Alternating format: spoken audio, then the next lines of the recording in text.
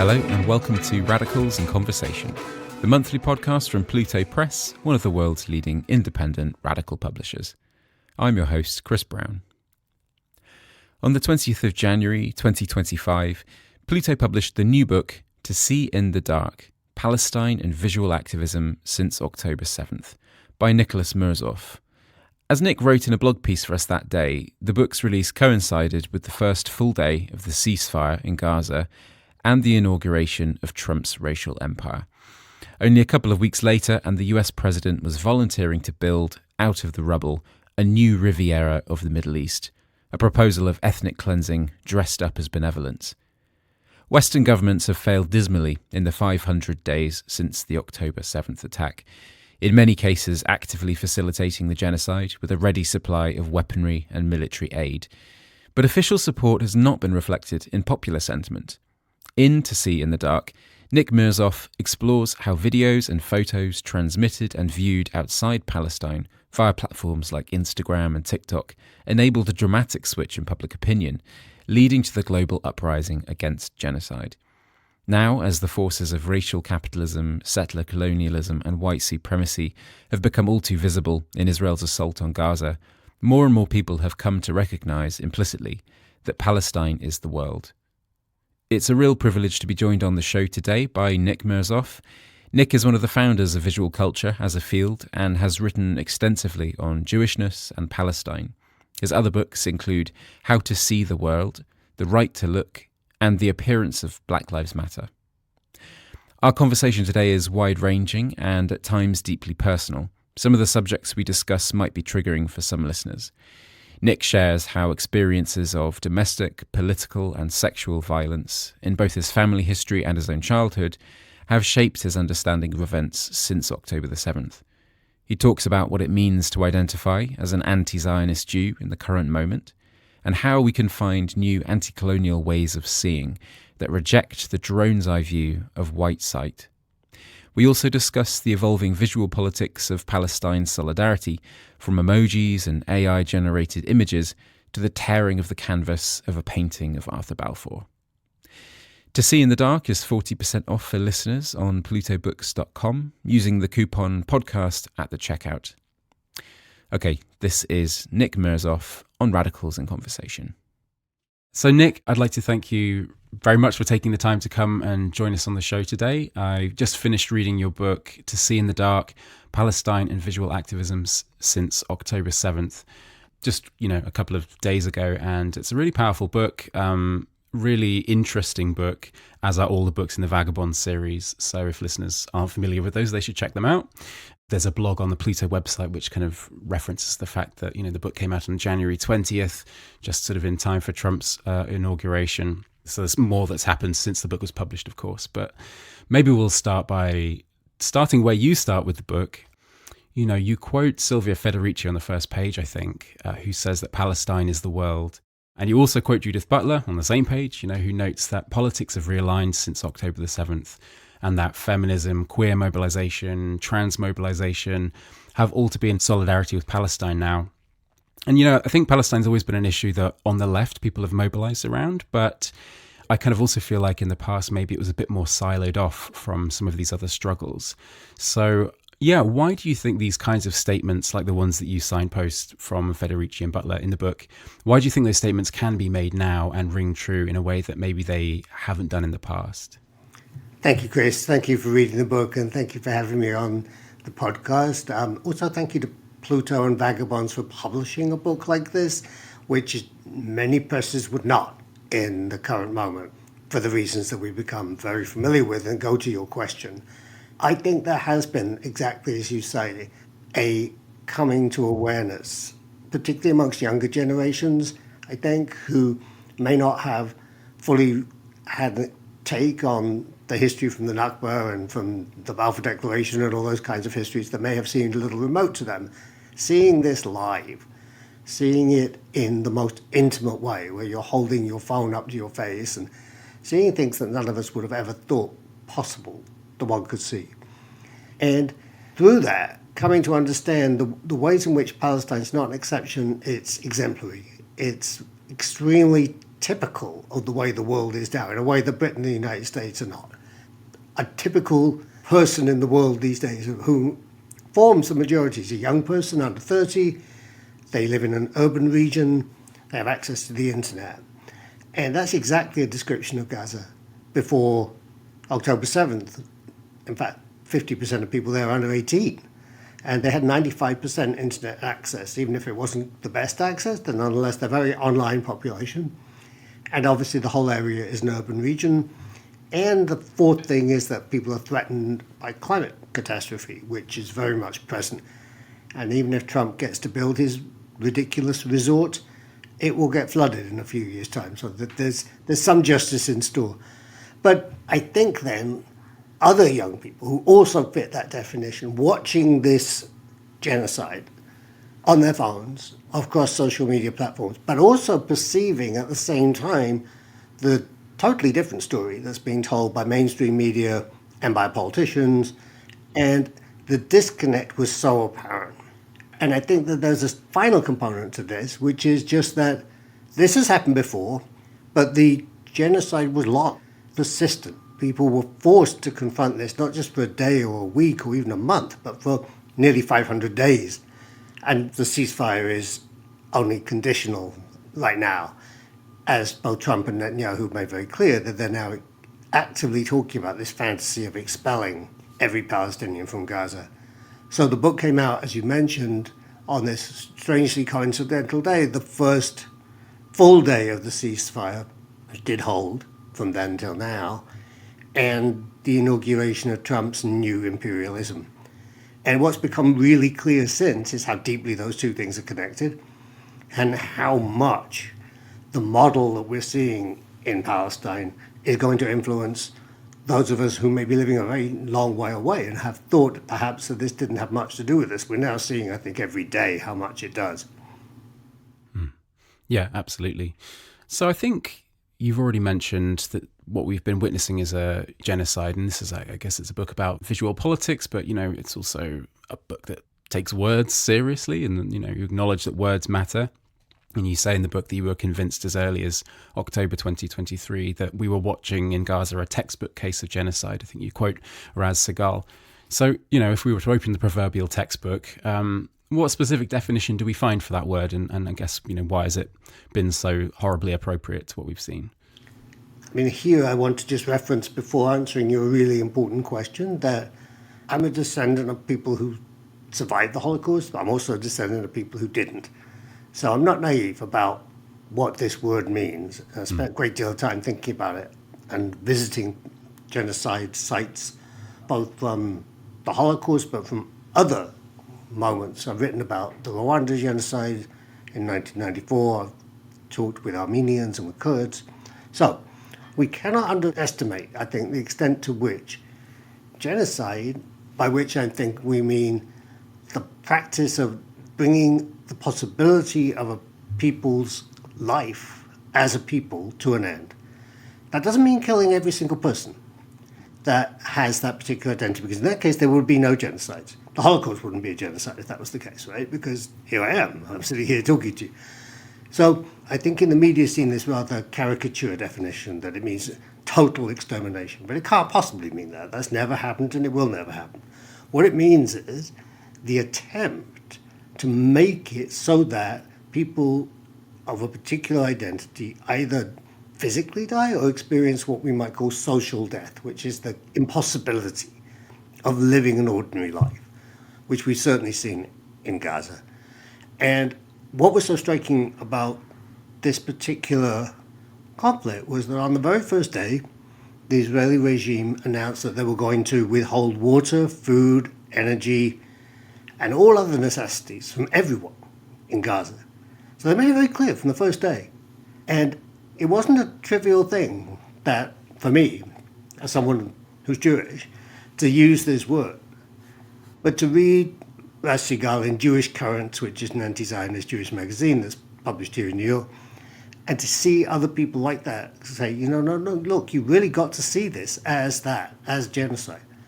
And as you say, words matter. This word in particular matters. It actually has a legal trigger. If you recognize genocide, you're supposed to legally engage and take steps, which is why, of course, Western nations have not done that. Yeah. But I also think it creates a whole new way of thinking about the relationship between the thing that I've done my entire career, which is think about the relationship of word and image. And for a long time, we talked about this in the language that comes to us from French philosopher Jacques Rancière, who has been much talked about, who talked about this relationship of the visible and the sayable. In other words, what can we say about what we see? What do we see and how do we say it? He calls that politics, simply. But I think here we're talking about something more intense. I think we're talking about what I call the relationship between the visible and the unspeakable. I mean that in two senses. I mean, unspeakable in that it's disgusting, it's awful. It's when we see the kind of injury, the kind of violence that we've seen, it's very hard to talk about, it's very hard to show, certainly, and to even reference. On the other hand, it's forbidden, it's prohibited. We're not allowed to say that. We're not allowed to discuss that because that's somehow then considered to be anti-Semitic or to be in some other way biased. And so we've had this kind of extraordinary tension where we're seeing things that we would never imagine seeing, and yet we're not allowed to talk about them. And so the first step to getting to that place, for me and I think for many others, was to overcome that kind of hesitation to say, no, look, yes, this is a genocide. And once you've done that, something quite interesting happened to me anyway, which was you start thinking, you know what, the whole history of the West is the history of genocide when you think about it. I mean, I'm sitting here on Lenape land, the Lenape people who were expelled out of what we now call New York, violently, very early in European settlement in the 17th century, but their descendants are still very much present and living in Oklahoma and Minnesota and other places, New Jersey and others. So one cannot mistake that. One knows about the forced migration of Africans during the slave trade, of course. We know about the genocides of Jews, Armenians, Kurds, Rwandans, and so on. One could then, you can literally say that the history of what we've learned to call racial capitalism is also a history of genocide. And that then, again, in the same way that we talked about Palestine as the example, not the exception, now I think we have to start thinking about genocide as exemplary, not exceptional. And that's discombobulating. It's frightening in a sense to realize how deeply this capacity for violence is ingrained, but we've literally seen it. And I think that makes all the difference. Yeah, absolutely. I guess a kind of follow-up thought that I had was, when we're looking at mainstream media reports, sort of in the aggregate, I guess, an individual one here or there might be different, but you mostly seem to see reference to things like the Israel-Hamas war or Israel's war against Hamas. They assiduously avoid the word genocide or ethnic cleansing for that matter. Now, it's not completely straightforward because I guess Hamas are also routinely described as terrorists and the October 7th attack is seen as a terrorist attack. But the discourse of war is very interesting because it's also a legitimizing discourse in a way. It introduces this idea of an equivalence between two sort of warring parties, which I guess is clearly obfuscatory because there's no equivalence in the manner or scale of violence that we've seen. And referring to this genocide as a war is maybe more about legitimizing Israel's use of violence rather than legitimizing Hamas's use of violence. So I guess what would you say to the hypothetical argument that might be put forward that, Hamas is just as genocidal, right? That the October 7th attack could be seen in these terms and using this language as well? So let's address this because it's important. On the one hand, it can't be a war because there is no nation state of Palestine. There should be.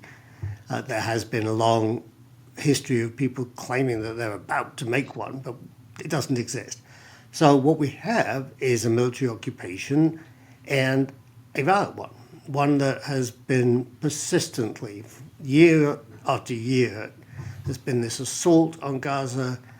Gaza has been kept in a state of semi-starvation. The number of calories allowed in is very carefully calculated by the Israeli regime, even the amount of water.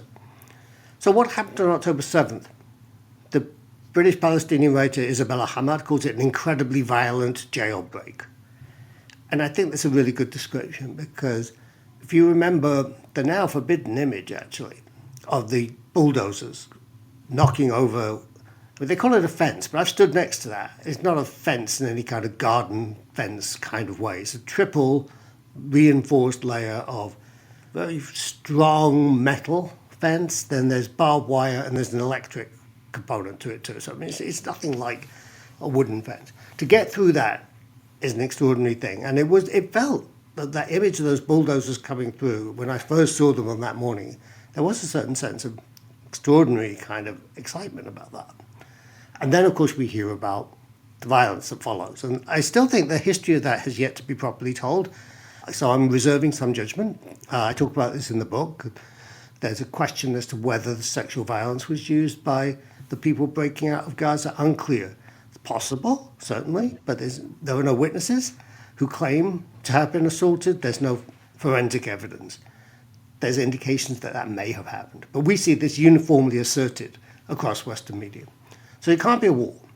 Nor were Hamas or whoever carried out the killings that took place on October 7th, because it's clear that other groups were involved as well as Hamas, Islamic Jihad and others. Whoever carried out those killings didn't have the intent of preventing the life of all Jewish or all Israeli people.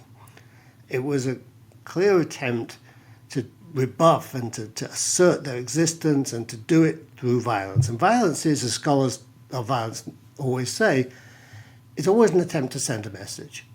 And this is always the thing that's denied by politics and by governments. But that's what violence always intends, to send some kind of message. And the message here is very clear, that Palestine exists, that you can't eliminate us, you can't deny us, you can't assume that we will simply go away. And when we bring those things together, it is, I think, as you said, the sense that all violence directed by Israel at Palestine is legitimate. Any violence directed by Palestinians towards Israel or others is illegitimate. And this false equivalence is very powerful in giving this kind of messianic, or what the anti-colonial writer Franz Fanon called Manichaean. Manichaeanism is an early form of Christianity in which there's a kind of active good in the world. There's also an active evil. It's very prevalent in our popular culture, movies, TV, there's lots of horror and other Satanism kind of things. But that shows then that the imaginary of settler colonialism is still very present with us. And that's how this has been imagined. Absolute good against absolute evil. And that's one of the, I think, really important things for us to take a step back from and to refuse that simple equation and to understand it as the product of over a century of colonialism. Yeah, definitely. So one question which I put kind of near the top of my questions, and it's a little bit rambling, so I hope I get to a point, is, it's been interesting in recent months for me to talk about positionality on this podcast. We did an episode quite recently with Maaike van der Drift and Nat Raha, who authored Transfemme Futures, and we talk about this a little bit on the episode, and it's more present in their book. But so I hope I don't butcher their argument here, but they say that positionality is something that you have to acknowledge and deal with, but it's also not a concept that they've chosen to sort of work through in that book. They talk about the stasis of positionality and how it can have an immobilizing rather than an activating effect on our sort of agency and our solidarity with others, how we are in relation with one another. So it's really interesting having kind of had those conversations and then bringing that to bear in reading your book, because I guess, you're writing this book as someone who is Jewish and an anti-Zionist. And so it's really interesting to see you writing how that's never been an easy position to sustain.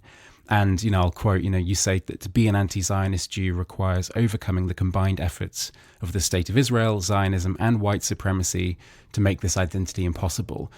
And something that comes through in the book is, yours and other people's equivocation around that Jewish identity, your own Jewish identity, and how Jewishness has kind of been imposed or put upon you since October 7th. So, that's quite interesting to think about in relation to positionality, how our interpretation of your positionality might have shifted since then. So I don't know if that coheres into a point, but I'd just be interested to hear you say a little bit more about some of these questions of, your identity. I could say a great deal about this, but I'm going to try and keep it reasonably brief. Look, I think my friend Alex Juhasz, who's a filmmaker, we were meeting in October 2023 to talk about all of this. And she said something that's really stayed with me. She said, one of the worst things about this whole thing is now I'm Jewish now. I have to consider myself as a Jew. And this is language that neither of us are comfortable using, had previously used. We would have probably said something like, I used to say, I'm a person of Jewish descent, or for my grandparents identified as Jewish, something like that. But to try and leave myself, as it were, in a more secular, less defined place. But when this genocide is happening in my name, in the name of Jewish people, you cannot, I think, in good conscience, walk away from that. I think you have to walk up to it and say, well, what does this now mean? And it seems to me two things. One is, as you quoted from my book, the sense that I'm placed in a position that's not supposed to exist. There aren't supposed to be anti-Zionist Jews, according to the mainstream media, the Guardian, the BBC, everything else, telling us that all Jews identify with Israel, period. That's clear. That's never been true, and it's certainly not true now. So it's really important to say that and to overcome what has been described as ontological terror. That is to say, there's a terrorism here. That's just to say, you may not exist. You must not exist. Because what we think is important to exist is the identification of Israel with Jews and Jewish people. So if you're to deny that, then you must be refused the possibility of existence. At the same time, it means to me, and I've spent a lot of time thinking about this and kind of trying to put it into practice, that in that coupling anti-Zionist Jew, all the emphasis has to go on the first half. And what it's crucial, has been crucial for a century and certainly since 1948, but particularly since October 7, is that anti-Zionism becomes a practice that transforms all the land from the river to the sea into a space where anyone who wishes to can live there freely, equally, and practice whatever form of belief that they want to. Now, of course, how one does that is wildly open to question. I understand that. But that has to happen in order for me to be able to get to the second part of that equation, which is what kind of Jewish person would I want to be under those circumstances? And it might be that one goes back to not being very much to do with that that's not a defining aspect of who I am. But right now, I can't escape it. I mean, it's absolutely a responsibility that my family history has placed on me. My grandmother and my great uncle were both Zionist fighters. They would have been described as terrorists by the British, they were. And one of the titles I had in my mind for this book, which obviously I didn't use, but it reminded me, was My Grandmother the Terrorist. To remind me then that this is a person who I very much loved, but who also actively participated in creating this colonial situation that has become a genocide. So these are responsibilities that things to me can't be ducked. And in this moment, it's important to use the positionality that I have to not give the regime and those that support it, as it were, a clear field of play. So yes, all Jewish people are behind this. It's a simple matter of understanding that. What we have seen is that whereas in October 2023, there was only a small number of people who were willing to identify like that, that's really shifted. And I mean, opinion polls have shown a majority of younger Jewish people criticizing Israel, being anti-Zionist. And by younger, I mean people under 45, under 50, so there's a lot of people. And there's a real concern, I think, amongst the sort of Zionist establishment, the people who run universities, that people have run the Jewish organizations, that they're losing this argument. And that's one of the reasons we're seeing so much violence and so much verbal and political capital being expended. So I was targeted by this group called Mothers Against College Anti-Semitism, MACA, right? Get it? Mm-hmm. And so they sent out all these emails to colleges where I go and speak, and they say, you can't have this guy, he's anti-Semitic. And they call being an anti-Zionist Jewish person, they call it a misguided narrative. In other words, like I said, right, a story that can't exist. And then they'll say that this is an academic discourse. Well, I mean, I've been a professor for now 30 years, I chair a department at NYU. If I'm not an academic, I don't know who is. But again, is this kind of attempt to say what you're trying to say cannot be said, must not be said. Despite all the robustity that we've had about so-called free speech, it turns out there's free speech for some and not for others. And this is what many people call the Palestine exception, that you have free speech about everything except Palestine. But that turns out that's now a lot. Well, I'd like to kind of come back and touch on some of the family side of things and that history in a little bit. But I feel like we probably shouldn't keep going before we talk about some of the real basic stuff. I mean, so like the book is called To See in the Dark. And I think that's maybe not instantly obvious what you mean by, to see firstly, and what the dark is, what the darkness is in this context. So could you unpack some of that a little bit for us? Why have you chosen this title and what are some of these kind of ideas within it?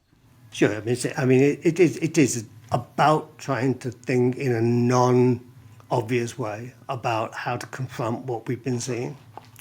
And seeing, there's one sense in which is very simple. It's just looking at those videos and photographs that we've seen coming from Gaza that I think have made an enormous political change. You can measure that in terms of opinion polls and in terms of the ways in which people identify in support of either Israel or Palestine. And I think so. This has been the single greatest instance that I'm aware of a shift in political and cultural opinion as a result, very directly, of certain specific kinds of visual media. And that made me want to think about, having spent many years dealing with exactly this question, what is the politics of that seeing? And settler colonialism has a particular way of seeing things, which is to sort of focus through a perspective that we can see in Western painting, we see it in photography, we see it in film, which is a very narrow chunk of what there is to see. The angle is about 45 to 50 degrees, depending on which technology you use. So that leaves, if you think of vision as a 360-degree possibility, that leaves 300 degrees for us. And so when I talk about the dark, at one level, it's not literally the dark. Of course, you can't see in the dark. But it's emotionally, conceptually, politically dark. There are things that happen there that are not supposed to be seen. There's a legacy of colonial oppression and violence that has not been discussed or made visible, that nonetheless we know is there. That's also true for many of us personally, and that goes to my family history too. There's histories of domestic violence, there's histories of sexual violence that haven't been addressed, and yet everyone knows that they're there. And so these darks, if you like, they're layers, in the same way that what we now call a photograph, which is actually a digital rendition, is constructed in layers, mostly using software like Photoshop. But there aren't really layers. It's a metaphor. We understand that. And we know then that some of those layers can be seen on the top and some are present, but you can't see it.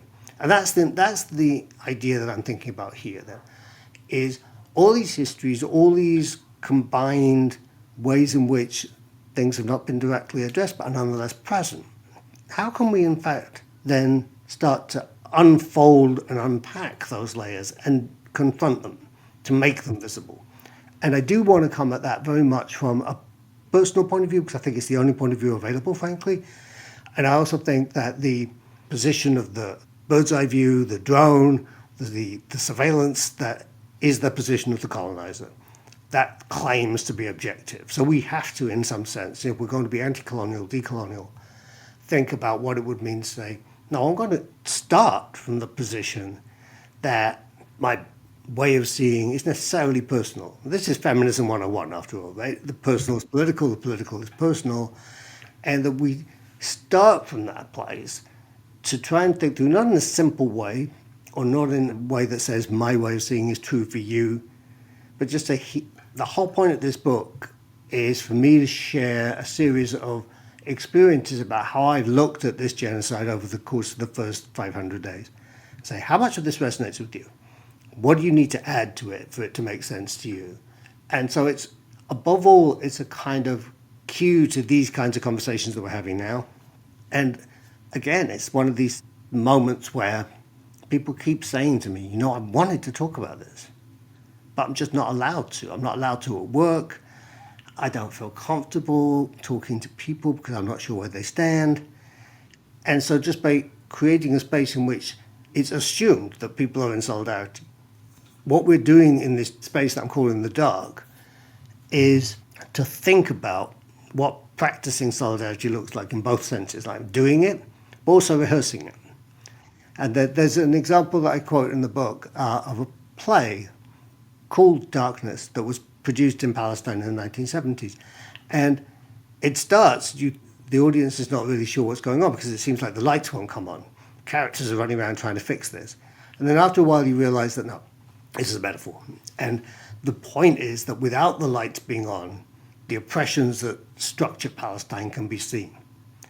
And this was an image that was also used by the Northern Ireland novelist Anna Burns about the situation in Northern Ireland in what we've called the Troubles. She talked about the whole country being in the dark the whole time. And so it's a way then, in a time where we live under permanent surveillance every day, closed-circuit television cameras everywhere we go, that you're using ID cards, tapping in, that your movements and whereabouts are very known to those who have access to that kind of information. We're trying to find a place outside that permanent glare. We're trying to find a place where we can come together, where we can see each other, where we can work together. So, for example, finally, when we had encampments here in April of last year, and those were led by students, most of the thing that I did when I was down at an encampment was to hold up a big golf umbrella over my shoulder so that the people trying to dox students who were participating in the encampment couldn't see them. And this turned out to be important work because the university, my university, has been doing everything it can to identify those people and to suspend them or put them on probation and other disciplinary things. And those that got those films tried to identify them and, again, subject them to the kind of targeting that the internet will do, publishing email, publishing addresses, and so on. So there's a way in which we need to be in the dark. And this is something that a long time ago, the philosopher from Martinique, Edouard Glissant, he called this opacity. Sometimes, yes, you need to see each other. You want to be seen. You want to be in conversation with each other. But you also need to be a little bit invisible to those that would try and disrupt that conversation. And that's an important thing. So it's one overarching metaphor for a series of different practices that we're trying to bring about to create solidarity. Mm. Yeah, and I thought what was really interesting is how dark isn't in a binary with a light, but rather in a binary with white sight, which is how you frame it in the book. And I thought that was really, really interesting. I mean, one thing which I guess I was kind of looking through my questions and then realizing there was something which isn't mentioned in the book, but which I'd be interested to get your thoughts on. And it does kind of touch on like AI, right? But also this idea of white sight. And also what you were just saying then about how this is such an emotive subject, but also a very polarizing one for some people. And you don't necessarily know how someone's going to react if you kind of state your position. Okay, so all of that is preamble, but there was that mass circulation of this AI generated image online, right? Amongst people who have been watching on in horror at the bombardment and who shared it. So it was that kind of all eyes on Rafah image. I don't know if you know the one I'm talking about, but it was shared millions of times. And it depicts, I guess, a massive refugee camp or a sort of city of tents. But it is this aerial drone's eye view image, right? And it really feels very much like a product of the kind of white sight that you're describing in the book. So I'd just be interested to see what you think of that kind of generated imagery, how it fits or doesn't fit with the ways of seeing that you're sort of advocating for in the book. Because on the one hand, you can kind of maybe see someone sharing that image as like an easy way in, as a sort of first thing of just seeing, this is pretty uncontroversial. It's just like all eyes on Rafah. That's maybe not too controversial a statement to put out there. So maybe there's some value there, but it also felt like it was reproducing that kind of white sight. So I'd just be interested to hear some more from you about any of that. No, that's a really good question, Chris. Thank you. I mean, so white sight is precisely this view from above always. It's a view that claims what it sees. It creates a kind of area on the ground that says, everything in here I can see, I will claim. In the long language of imperialism, that's called terra nullius, literally nothing land. So you ignore, you erase the people that are there, the other than human life that is there, anything that is there, and just say, this is now what I call white reality, or what they themselves call real estate. And what Trump has just done is a textbook example of this, right? So he's looked at Gaza, he's ignored everything that's there, the history, the people, the attachment, the intense attachment to the land, and just said, real estate, perfect opportunity for me to build hotels, as if there was nothing there, right? So white sight is always that. It's always from the air. The drone or the unaccompanied aerial vehicle is now the modern instantiation of that. This war has been largely fought by aerial means, or the genocide has been practiced that way, particularly these quadcopters. There are a variety of them. Ones you can buy online, made in China, called by DJI. They're very basic. But then they go all the way up to these Israeli ones that they make by a company called Extend. And they give you a kind of 4K wraparound vision. You can go on its own website. It advertises that you can send this drone through a hole in a building's wall so you can see what's inside. This kind of then view from above that uses modern technologies, but it's in a very long tradition that goes back throughout the history of racial capitalism, is precisely one that designates powerful viewpoints. We talk about looking down on people. That's not a metaphor. One has to be, I think, extremely careful about creating solidarity imagery that seems to be as if it was from a drone. And we take a more recent example, the what I call the Great March of Return, where 500,000 people marched from places they've been sheltering back to northern Gaza. That's an extraordinary march, right?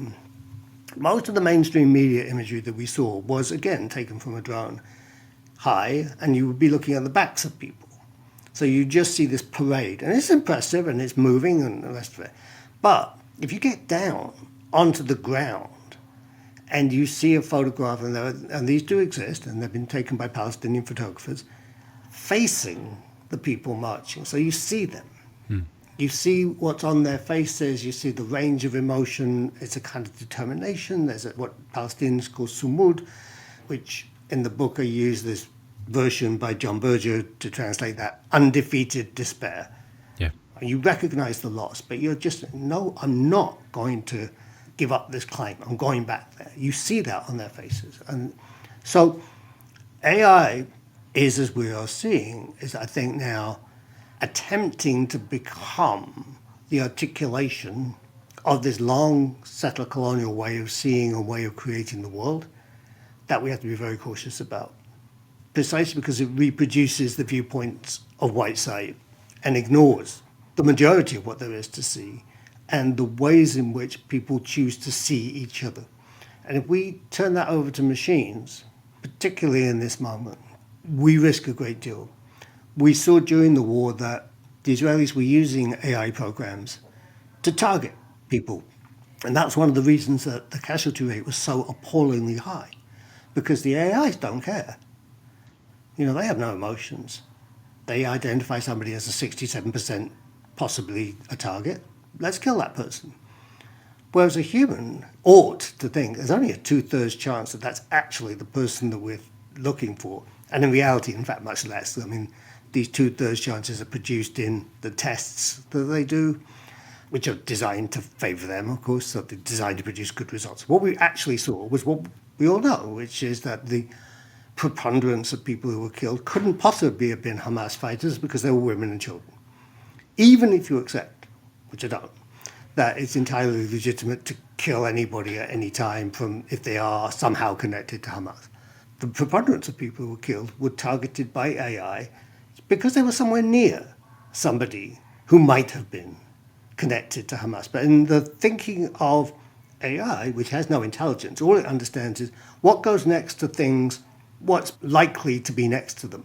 So if you think here's a person that's likely to be next to a Hamas fighter, kill that person because there might be a Hamas fighter next to it. That's not how humans think. We don't just think about probabilities and likelihoods. We think about a variety of possibilities and causes. So right now I'm, sitting here in North America and we're seeing our government being taken over by Elon Musk's cadres of geeky young men who are just rifling through the federal government and rifling through our private information, and it's very unclear what will become of that. So again, here I think Palestine was, as it so often is, the laboratory, place in which things are tried out. Drones were first tried out in Lebanon in 1982 by the Israeli Air Force, for example, and now they're ubiquitous.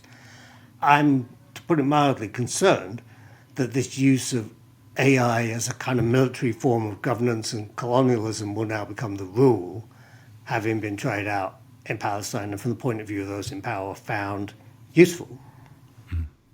Yeah, it's really disturbing. I think one thing which maybe to sort of take a step back and talk about the visual activism component of people that have been kind of looking on. You know, there's been this discursive battleground over phrases like from the river to the sea. And we've also seen how like visual symbols have been subject to this kind of policing too. I think in the book you give the example of the contested semiotics of the red triangle, inverted red triangle. And again, I suppose because of the tension that exists between the likes of Musk or, you know, the people that run the social media platforms which we all use, and that sort of censorious top-down culture, I guess, that's always been in tension with the fact that people are using these platforms to share these videos and these images.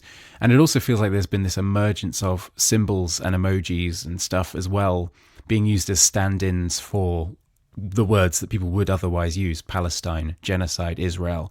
You know, you've seen the watermelon, for instance, become a key one. So I just wondered if you had anything to say about some of this tension, I guess, on these platforms and how visual culture is at the heart of the way that we're talking about Gaza. And yeah, absolutely. And this is at the heart of the whole project. So visual activism, what I think about this is literally an activating the visible. It's a taking what there is and making it active, rather than, we live in a culture of brands, we live in a culture of logos, of influencers, all of which is designed to make us do one thing, which is make a purchase. And I can't help if I see a red background with a gold-colored loopy M on it, identifying that as a McDonald's, even if I would never eat in that place. My cultural unconscious, if you like, is so thoroughly colonized by these brands and by these logos that I cannot help but recognize it. So we're doing some active work to kind of reclaim our own mental space, if you like. So what is it we're seeing here? What is it that's being presented to us? And what are we not being allowed to see? What is being made invisible? And so people have used a great deal of ingenuity in creating these. You know, the watermelon is a really good example of that. It allows us to create a resonance with the Palestinian flag that's now effectively banned. We've seen in Germany, you're not allowed on a march to use any languages other than English and German. I'm not sure why you're allowed to use English, you're banning language, but anyway, you are. But you're not allowed, therefore, to use Arabic and that kind of literal policing, not a metaphor, but actually literal policing, has challenged people. So that, again, in Germany, you've seen the New York-based photographer Nan Goldin, who has this show that's at the German National Gallery now called This Will Not End Well, and she's deliberately referring to the situation in Palestine, Lebanon, and elsewhere. She got up and spoke at the opening of her own show and said, look, don't distinguish, as you're trying to do, between the work that I do as an activist and my work as a photographer. They're the same thing. I'm making things visible in certain ways, and I'm calling your attention to it, and I'm going to use my platform here to say that. And that's powerful when someone like Goldin does that, because she has that heft. That allows us to think, well, how else could we do that? What other ways might it be possible? So ways that are maybe more anonymous, placing stickers. These are things that we're learning from the resistant practices under various totalitarian regimes over the last century now. We're having to kind of go back and think, what are the modalities that allowed people to resist? What are the ways in which people were able to take positions? And this is going to vary. I mean, I feel that I'm in a place to take this very public position. I happen to have tenure. I'm towards the end of my career. If they fire me, it's not the end of the world. I'll just retire a bit more early than I otherwise would have intended to do. Other people are in more risky situations, so they have to think about that. So when we're talking about these contests of symbols and they're anything but symbolic in the sense that is used in the mainstream media of meaningless or trivial. They're at the heart of the matter. So we've seen New York and other American cities saturated with Israeli flags, with the hostage posters and so on.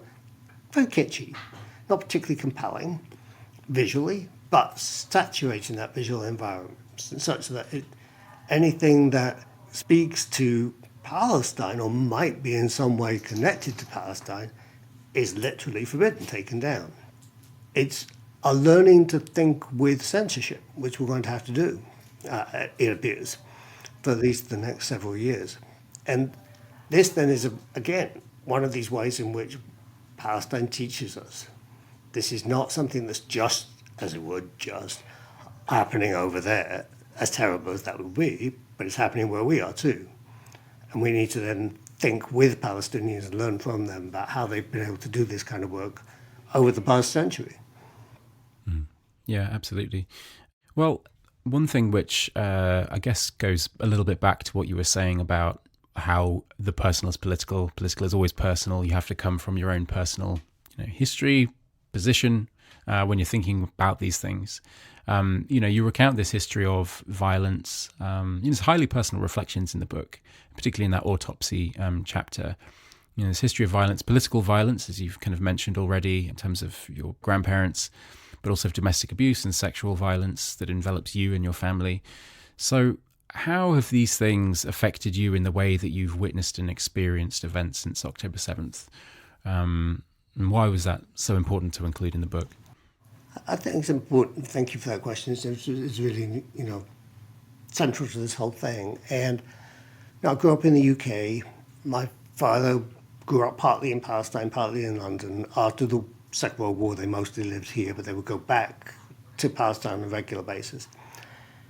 He was not allowed to go to a North London public school because the headmaster there took one look at him and said, he's too dark. So there's a colour bar, right? But when I'm born and they think about sending me to a public school, which they do in the end, one called St Paul's, which is in southwest London, that school had an overt quota. It said no more than 25% of students can be Jewish or Muslim or anything other than Christian. And there were jokes made about this, that if we didn't have that quota, then the whole school would be filled with Jews and Muslims, and what a terrible thing that would be. But it also became a way to target and to identify students who were already outside. And this school in particular was a place that, for some reason, gathered and catered to men that wanted to sexually assault children. And so, yes, that happened to me.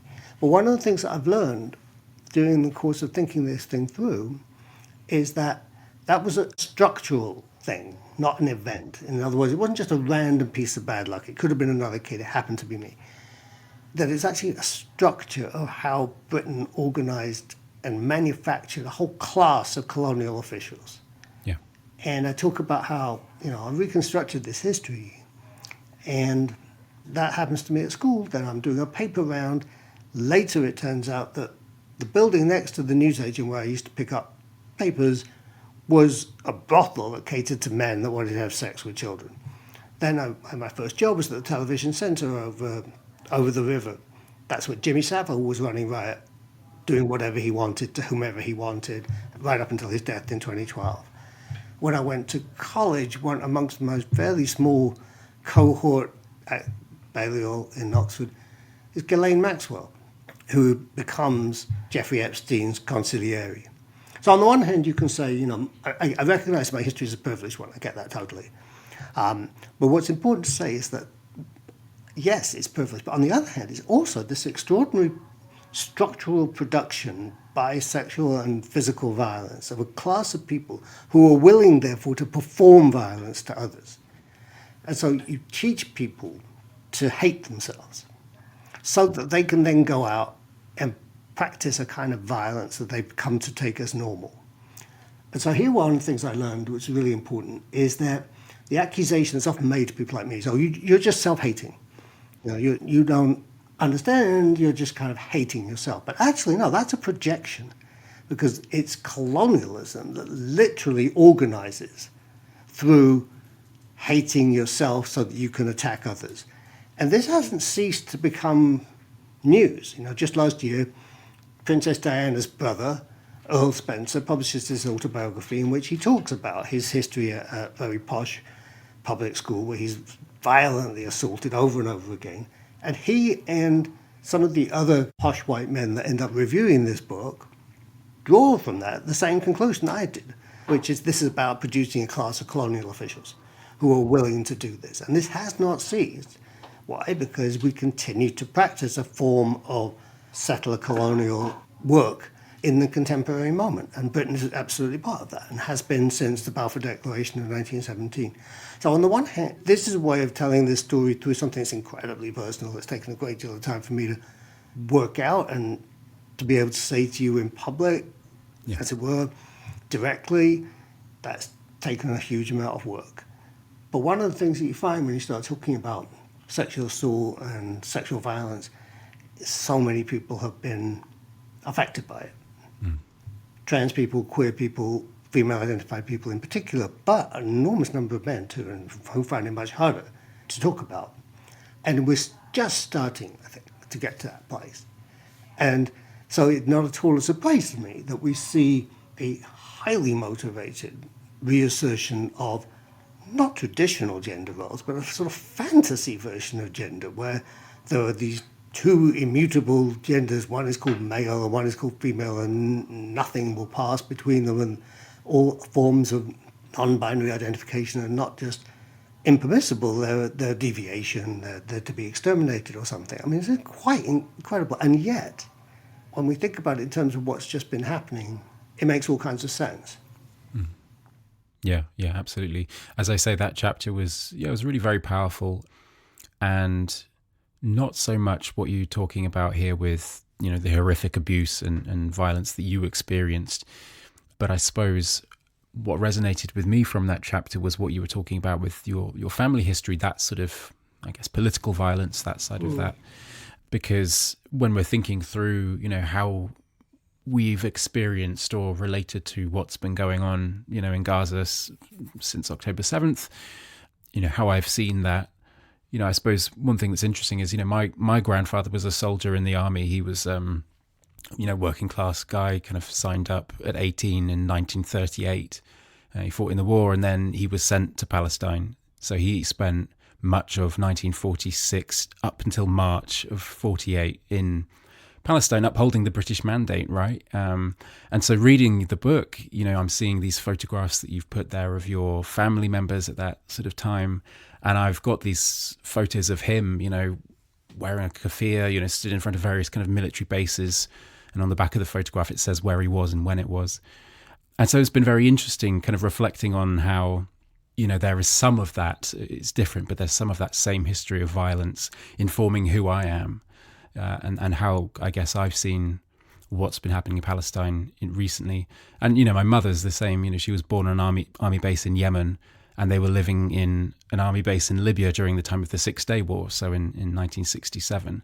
And for her, she's a poet, and a lot of her poetry comes back to these places and these themes, and again, particularly since October 7th. So I guess I just wanted to share that as a reader, given that you show so much of yourself in the writing of this book. But, yeah. Thank you, Chris. That's so interesting and moving to hear that. And again, one of the things that resonates in listening to you is the way in which violence is not containable. It flows from a domain that's supposed to be contained, the political, into the domestic, these histories of domestic violence that, sadly, again, is all too common. We know this. And now histories of sexual assault that, again, we now know is enormously common. But one of the things we're uncovering is these legacies that you're speaking about.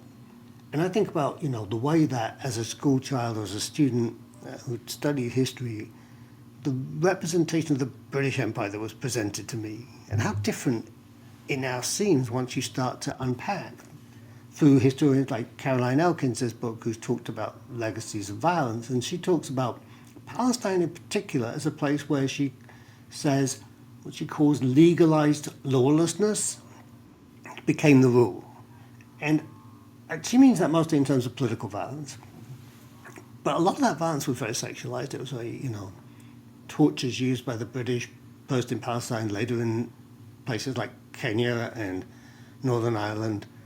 I mean, I hate to say sexualized because I want sex to be something that people consent to do with each other that's beautiful and erotic and so on, but targeting parts of the body that are considered sexual. And that has continued. We saw that at Abu Ghraib. I'm absolutely confident that it continues to be practiced by by military regimes worldwide. There is this kind of emergence as we start to unpack histories like yours and mine and many, many others. And this has been the experience of talking about this. There's been people have come and said, thank you for sharing that. I'd like to share something. And that's the point of this autopsy. It's not at all to call attention, say, oh, poor me or whatever. It's to say, now look, again, what if we start to think about these kinds of histories as exemplary rather than exceptional? What if we start to think about them as the place from which we start these kinds of conversations? What do we need to know about the long histories of the British Empire that haven't much been talked about? That so often now we're hearing these calls to celebrate the British Empire, that it wasn't all bad. And you think, goodness, I mean, we haven't even remembered and you're already trying to forget. Yeah, I mean, that makes me think, so I live in Bristol. I'm from Dorset originally, lived in London, which is how I came to work at Pluto, but I live in Bristol now. And I moved here just after, I guess, the unceremonious harbouring of Edward Colston's statue. And you don't mention Colston in the book, but I definitely feel echoes of, what you're talking about in relation to the slashing of paintings, I guess, like those actions by Palestine Action as kind of, undoing that imperial visuality, creating that sort of rupture, that tear in white reality. And it does feel like, that Colston is now sort of in the M Shed, which is a museum in Bristol. You can see him sort of recumbent, graffitied. And it's really interesting because obviously people now talk about Colston far beyond Bristol. That history is far better known now than when he was just sort of stood there on his plinth. So, but it does also feel like we've kind of moved on from that moment a little bit. As you say, there's all that kind of rearguard. The empire is already, even in the 5 years since that, we're much less willing to sort of hold ourselves accountable and see that history for what it is. But yeah, maybe you could just say something more about some of these actions, because again, it draws on a long history of similar actions by the suffragettes and so on. Right. Some of this stuff about, contributing to those sort of tears in white reality, or the aperture in imperial white reality, as you variously put it in the book. So interesting, you mentioned Colston. It's interesting to have another book that's called An Introduction to Visual Culture, and the third edition of that, which came out in 2023, Colston is on the front cover. The wonderful image of that statue going into the sea. And that's a tear, as you say, in the way that we consider white reality. Statues, which are all around us, particularly in Britain, I think, are designed not to be seen. They're designed to be denoticed, so that we take it for granted that white men who do violent things are literally part of our infrastructure. And that is a cultural infrastructure, a mental infrastructure, but also a physical one. It surrounds us. So to take that down, to slash into the screen, makes other realities possible. And we have, as you rightly say, we have this long history of the suffragettes who have been campaigning for 50 years to get votes for women, as they called it. In 1914, they come upon this new strategy that we're going to cut into the screen of white reality, and they cut famously paintings by Titian and by Velázquez. And the one that I concentrate on, though, is this painting of Thomas Carlyle, who's a historian who's mostly forgotten now. But actually, if you go into any bookshop, you see his legacy, because there are these piles of biographies. Carlyle's most famous statement is, history is made by great men. And statues believe that, and biographies believe that. And actually, the whole cult of leadership and the whole cult of political power through men, Putin, Trump, Netanyahu, even, God help us, Starmer, I guess, reflects that history. So the suffragettes knew that they went out and they had these knives and butchers, choppers that had votes for women written on the handle. And they went out very specifically attacking museums and other institutions to say, this is the culture of white supremacy, the culture of patriarchy. And so Palestine Action did that again in March of 2024. On March the 8th, International Women's Day, they go into a museum in Cambridge and they cut into the portrait of Lord Arthur Balfour. Balfour is remembered in many countries as a man of spectacular violence. In Ireland, he was responsible for all kinds of atrocities. And of course, the Balfour Declaration of 1917 that makes Palestine become the state of Israel And they cut into it. And what's really interesting, if you watch that video, you can find it online really easily. And there's a website attached to my book where we have it as well. It's visually very powerful, but the thing that really stays with me is the sound of that cut. Very loud. I mean, they obviously put their mic right next to the canvas. And that's the sound of counter-visuality. That's the sound of seeing in the dark. As you realize that this is not what's been presented to us, what's screamed at us quite literally as the truth, as the only way things can be, as this is the natural order of things, isn't. That it's possible to literally take it into your own hands and to make it into something else. And that violence is symbolic. It hurts no one. The painting of Balfour is a worthless piece of art. It's much more interesting to me as something that's been cut. I call it slashed Balfour.